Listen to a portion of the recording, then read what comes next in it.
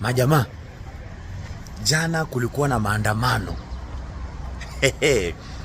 Wacha niwaelezee venye mimi nilitoka job mpaka nikafika kwa nyumba. Sasa nilimaliza job yangu saa 10. Of course, show. Nikamaliza show saa 10. Venye iliisha nikacall mtaa. Nikasema by the way, rada ikoje? Wakasema mtaa, rada ni chafu. Nikasema sasa ndafanya aje? Wakaniambia ngoja ifike 6 ama 7 ndo mock. Mimi nikakaa ikafika 5. Nikasema hapana, sitangoja. Nikasema mbaya. Mtu wangu sasa mimi kutoka hivi kwanza kutembea, kufika kwa barabara hakuna magari. Nikasema what will I do now? Nikasema mbaya nikaeka kaguu. Kutembea.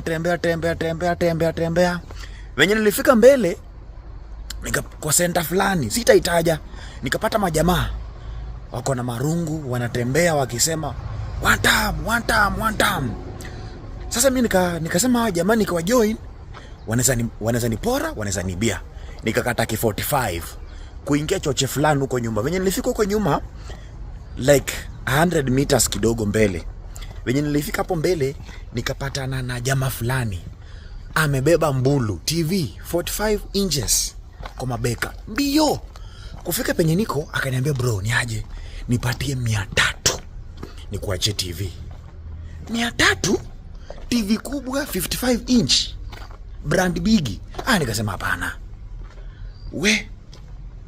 Nikampita kidogo mbele yake tena nikapata mwingine ako na gas. Mtu wangu, giant gas. Hii gas inakuanga big after 13 kg. Hiyo gas nakwambia ukiipata unaweza tumia hata mwaka, haishi.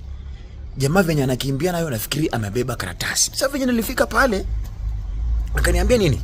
Akaniambia nimpatie tao aniachie. Aniachie. Mtu wangu nikasema zi.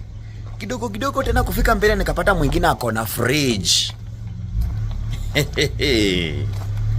Fridge, mtu wangu, ilinishangaza. Jana kulikuwa kunoma, watu walikuwa wanaiba to vitu.